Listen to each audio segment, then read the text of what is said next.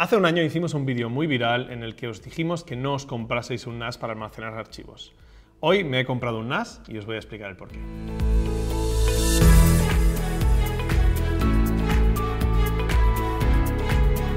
Hola a todos, hoy os voy a explicar por qué hemos adquirido este sistema NAS para almacenamiento de archivos en el estudio, un sistema NAS mucho más potente que el servidor de archivos del que os hablé hace justamente un año. Y es que en ese momento nosotros estábamos en una situación en la que todo era muy diferente. A día de hoy grabamos vídeo con cámaras Blackmagic que generan muchísimo más volumen y mi trabajo como fotógrafo no para de crecer y al trabajar con formato medio de Hasselblad no para de generar teras y teras de información, por lo que nuestro servidor de archivos ha dejado de ser óptimo.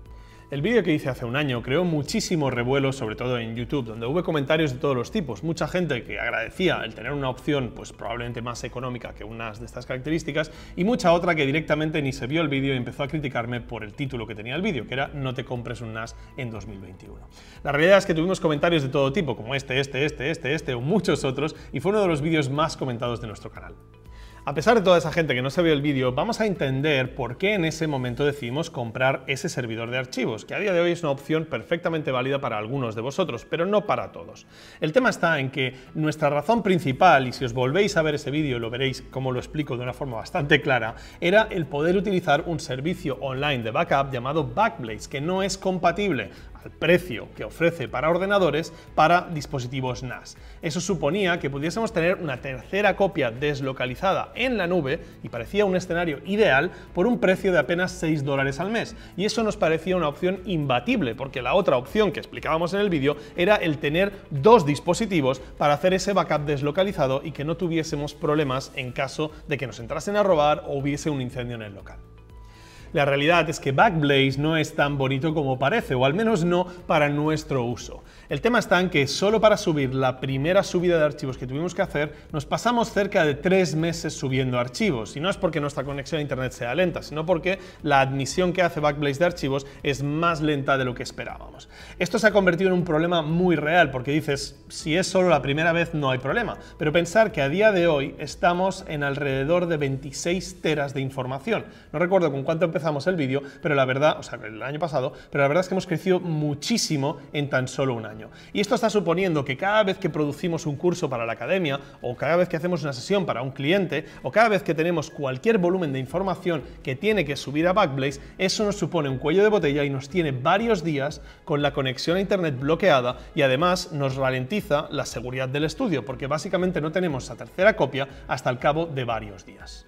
Otra de las cosas que no me ha gustado de este sistema con el que llevamos un año es la velocidad de transferencia. Ese ordenador lo tenemos montado en una red 10-100 como la que podéis tener cualquiera de vosotros en vuestra casa. Y la transferencia de archivos con nuestro volumen que generamos era un desastre y nos ralentizaba el día a día.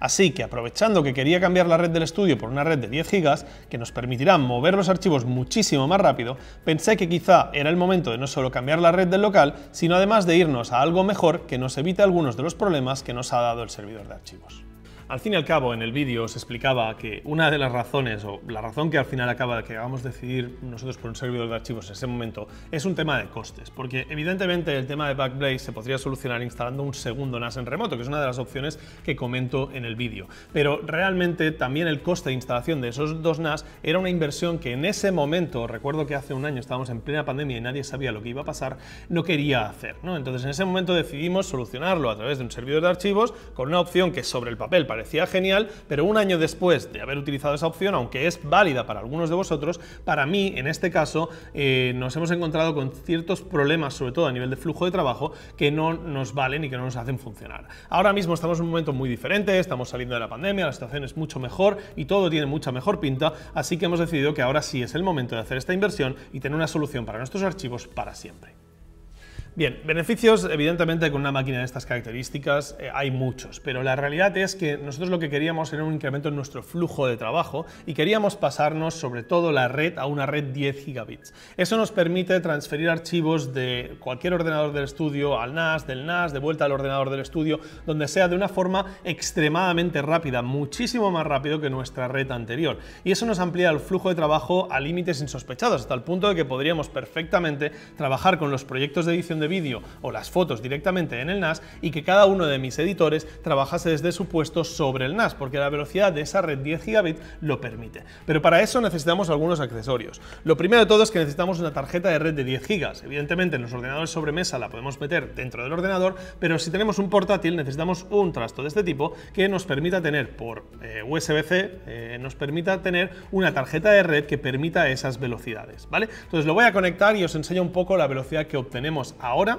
con este NAS. Bien, ya he pinchado la tarjeta de red externa y ahora mismo tengo la red conectada y podéis ver que tengo aquí el NAS, en este caso podéis ver que hemos montado un NAS con 29 teras, luego os explicaré con más detalle qué componentes he utilizado para montar este NAS, ya os adelanto que el NAS es de Asustor y en este sentido vamos a ver primero de todo cómo cambia el flujo de trabajo, ¿vale? Entonces os voy a enseñar, tengo aquí un pequeño aplicativo que es de Blackmagic, de las cámaras que utilizamos ahora para grabar, en el que básicamente me mide la velocidad de transferencia en la red, ¿vale? Ahora mismo estamos directamente conectados entre mi ordenador y los discos duros en RAID que hay dentro de este NAS, ¿vale? Y fijaros lo que sucede aquí, a través de la red de 10 gigas. Le doy al Start y esto básicamente está mandando archivos de varios gigas directamente contra el NAS. Podéis ver cómo estamos escribiendo en el NAS a 464 megas por segundo y leyendo a más de 1000 megas por segundo. ¿Por qué es eso? Porque básicamente al tener un sistema en RAID 5 con 3 discos, la velocidad de escritura se reduce un poco de lo que permite la red, pero técnicamente si añadiésemos más discos a ese RAID,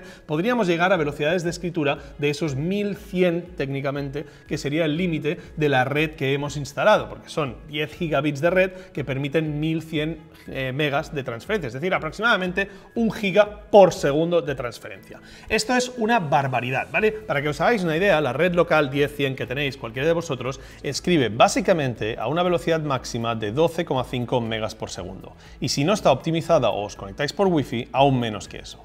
Así que al fin y al cabo lo que estamos haciendo es llegar a multiplicar por 100 nuestro flujo de trabajo en cuanto a la transferencia de archivos, lo cual es un beneficio brutal en nuestro día a día. En resumen, ¿por qué hemos pasado de una solución de un servidor de archivos como la que hice hace un año a este sistema del NAS nuevo de Asustor en el que nos hemos integrado ahora mismo? Pues bien, es muy sencillo, ¿vale? Realmente nosotros teníamos una necesidad de almacenamiento de archivos para un volumen que teníamos hace tiempo cuando trabajábamos con cámaras Olympus, por ejemplo, para grabar, y ahora tenemos otra necesidad distinta porque el aumento de volumen que nosotros hemos hecho en tan solo un año es prácticamente superior a lo que llevábamos hecho en los últimos 5 años, con lo cual nuestro volumen no va a hacer más que crecer y nuestra solución del servidor de archivos se nos queda obsoleta de forma muy rápida. Además de eso, esa solución que sobre el papel parecía perfecta por todo lo que analizamos cuando decidimos invertir en ella, un año después nos hemos encontrado una serie de baches en el camino, como el que os he contado al principio del tema de Backblaze, que al final es un problema muy importante en el flujo de trabajo. Otro de los problemas, que no tiene nada que ver con el servidor de archivos, porque evidentemente le podemos poner una red 10G al servidor de archivos, pero queríamos hacer una mejora en la infraestructura informática del estudio. Y ya que decidimos instalar una red de 10G, me decidí optar por un NAS, en este caso de Asustor, que ya viene con 2 puertos 10G, lo cual me reduce muchísimo los costes de la instalación de esa red 10G para el estudio. Fijaros, idealmente podríamos tener todos los ordenadores del estudio conectados al NAS por 10G. Pero la realidad es que tenemos solo 2 puestos que realmente necesitan eso, y es donde está centralizada la información de archivos del principal de vídeo y el principal de foto. Bien, si yo quiero coger el servidor de archivos y meterlo en una red 10G, tengo que ponerle una tarjeta de red 10G a ese ordenador, y después además montar un switch 10G que tiene un coste muy elevado.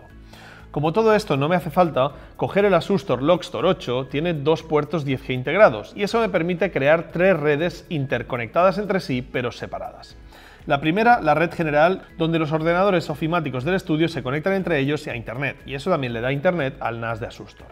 Luego aparte voy a crear 2 redes independientes entre cada ordenador de información relevante y el NAS, de forma que todo queda interconectado y no necesito poner el switch 10G. Esto supone que el Asustor me está ahorrando los 350 € del switch más 100 € de la tarjeta de red que tendría que poner en el servidor de archivos. En total, 450 € que reducen la diferencia de precio entre el NAS y el servidor de archivos de una forma muy significativa. Yo me he decidido por un Asustor Logstor 8, ¿vale? Que básicamente es este NAS que veis aquí ahora mismo, que tengo aquí en la web, en el que podéis ver perfectamente las características, ¿no? Es un NAS muy completo, muy avanzado, quizá nos haga falta algo tan completo, pero básicamente le podemos llegar a meter un montón de información. Pensar que yo ahora mismo solo tengo 3 discos duros en él, y en este caso he optado por discos duros de Seagate. El tema de los discos duros es muy importante, ¿vale? Y de hecho es una de las cosas que muchos de vosotros comentasteis en el primer vídeo que hice, que evidentemente comparar precio no era razonable si comparábamos pues una situación en la que ya teníamos una serie de discos contra evidentemente montar una nueva situación con discos nuevos.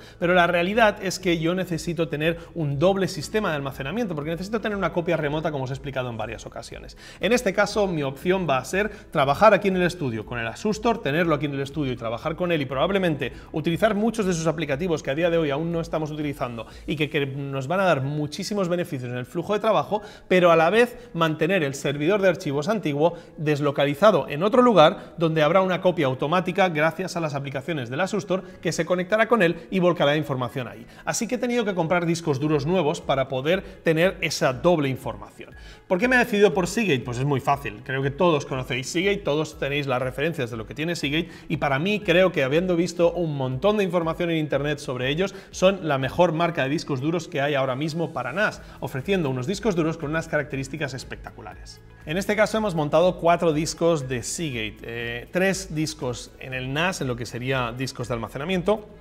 y un disco M.2 como caché del SSD, que es algo que permite también este NAS de Asustor y que luego os explicaré con más detalle. Básicamente hemos montado los discos Iron Wolf de Seagate, que son la categoría hecha para NAS y que son los discos duros más seguros que existen en el mercado. Y hemos montado 3 discos de 16 teras en un RAID 5, que nos da la friolera de 29 teras utilizable con absoluta seguridad. En cualquier momento, si hay un disco que muriese, podríamos recuperar toda la información. Además, los discos duros de Seagate Iron Wolf llevan un sistema de protección o básicamente un aplicativo que es compatible con el NAS de Asustor en que puedes ver en todo momento cuál es el nivel de salud de tu disco, haciendo así mucho más seguro tu situación de tus archivos, porque en cualquier momento si ves que el disco duro se está estropeando te va a avisar y vas a poder cambiarlo antes de perder la información. Es un aplicativo muy completo que te puedes ver hasta la temperatura, la carga de trabajo y un montón de cosas de cada uno de tus discos y de esa forma tener mucho más control sobre tus discos duros. Además de esos discos duros de almacenamiento, como os he comentado, también hemos puesto un SSD para la caché del NAS, que es algo muy nuevo que ha incluido Asustor en su sistema y que permite mejorar la velocidad de acceso al NAS hasta un 30%, porque básicamente lo que tienes es un disco duro que almacena una caché de los archivos más recurrentes, de forma que si alguien los consulta habitualmente, aquí por ejemplo en el estudio ahora estamos casi 10 personas trabajando todos los días, entonces cuando alguien accede a esos archivos habitualmente, el NAS es capaz de servirlos mucho más rápido, como digo, hasta un 30% más rápido. En este caso hemos montado un disco duro de Seagate, el Iron Wolf 510 NVMe M.2, que nos permite velocidades de lectura y escritura de hasta 3 GB, con lo cual muchísimo más de lo que permite nuestra red 10 gigabits y con lo cual no va a ser en ningún momento un cuello de botella. La verdad es que el equipo que hemos montado es la creme de la creme, hemos puesto componentes de lo mejorcito porque precisamente lo que buscamos era montar un sistema que nos dure mucho tiempo. Así que creo que esa combinación entre el NAS de Asustor, que es un NAS brillante, y los discos duros de Seagate Iron Wolf, no podemos equivocarnos. Bien, llegados a este punto estaréis viendo que evidentemente estoy mencionando a la marca del NAS, que es Asustor, a la marca de los discos, que es Seagate, y estaréis pensando que estas marcas me han pagado aquí un dineral para que deje donde dije Diego, digo dije, o como se llame el dicho. Bien, el tema es que en parte Asustor nos contactó, es decir, a través de nuestro vídeo sobre no compres un NAS, nos contactó Asustor y nos dijo, John, no estamos de acuerdo, además alguien muy majo de Asustor que sabe muchísimo y muy bien de lo que habla, y me dijo, John, creo que tienes algunas cosas que creo que se podrían cambiar en tu sistema y que podrían mejorar tu flujo de trabajo. Y es cierto que ese fue el catalizador para que nosotros implementásemos este cambio. A través, además de su asesoramiento, hemos encontrado cuál ha sido la mejor composición para lo que nosotros necesitábamos. Pero tengo que dejar muy claro que Asustor no nos ha pagado en ningún momento por la producción de este vídeo.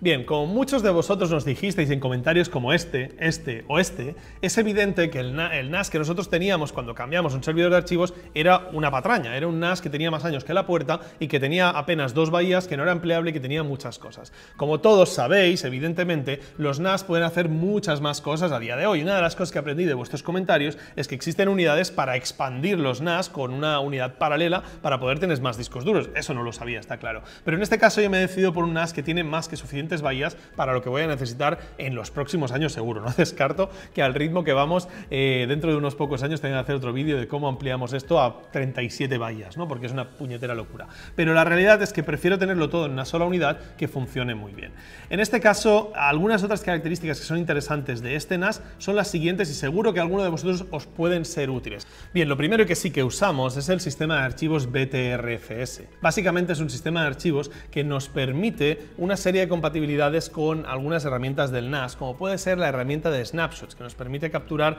capturas anteriores de lo que ha pasado en el NAS, por si nos entrase un ransomware, pudiéramos recuperar los archivos de antes de que ese ransomware entrase, ¿vale? Entonces es un sistema con una mayor integridad de archivos, pero básicamente, como me han explicado a mí, nos hace los archivos más seguros y nos permite la capacidad de hacer snapshots, lo cual es algo bastante interesante según el tipo de flujo de archivos que queráis tener en vuestro NAS. Para todos aquellos que seáis un poco más avanzados y queráis configurar el servidor de archivos del NAS, lo podréis hacer tanto en SMB como en AFP. Este NAS de Asustor también permite copias de seguridad tanto en local dentro del mismo NAS como en remoto o incluso en la nube. Además, para todos aquellos que utilizáis mucho el teléfono móvil para hacer fotos o queréis tener directamente un backup bien estructurado en vuestro NAS, tenéis dos aplicaciones para gestionar vuestras fotos. Son la Photo Gallery 3 y AI Photo 3. Son perfectamente alternativas a servicios como Google Fotos. Bien, en definitiva, como veis, evidentemente hemos hecho un upgrade brutal respecto al servidor de archivos y os voy a dejar un diagrama como el que utilizamos en la última ocasión para explicaros cómo queda el flujo de trabajo de los archivos en nuestro estudio, que creo que al fin y al cabo es lo que os va a ser más útil. A partir de ahora, lo importante es que cualquier ordenador de nuestro estudio va a poder conectarse directamente a través de nuestra red 10 gigabit directamente contra nuestro NAS de Asustor. Ahí directamente podremos volcar archivos, recoger archivos o hacer lo que queremos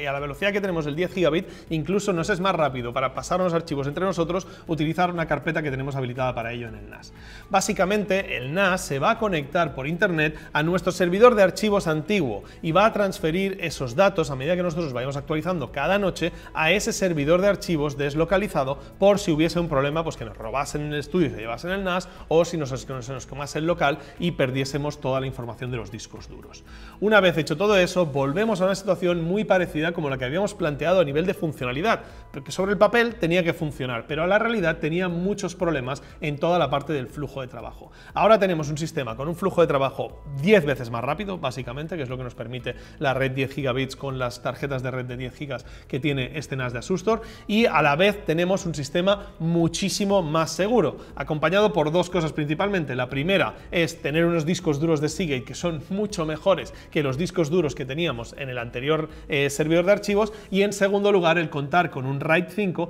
que nos permite tener una seguridad incluso si uno de esos discos duros de Iron Wolf llegase a tener un problema técnico. Así que al fin y al cabo, si queréis mejorar vuestro flujo de trabajo y queréis mejorar vuestra seguridad en vuestros archivos, lo que tenéis que hacer es gastaros un poquito más de dinero en un dispositivo como este. Es cierto que el tinglado que hemos montado es mucho más caro que el que montamos el año pasado, pero hay que decir también y hay que reconocer que la gran parte del coste de esta instalación ha sido el adquirir nuevos discos duros por duplicar esa copia y dejar de utilizar Backblaze, no por tanto el NAS en sí. La diferencia entre montar el ordenador que montamos en su momento y el NAS no es tantísima para, evidentemente, el tipo de trabajo que nosotros manejamos en este estudio. Espero que os haya sido útil. Si tenéis cualquier duda, dejadme un comentario y lo comentamos, y si no, os veo en el próximo vídeo.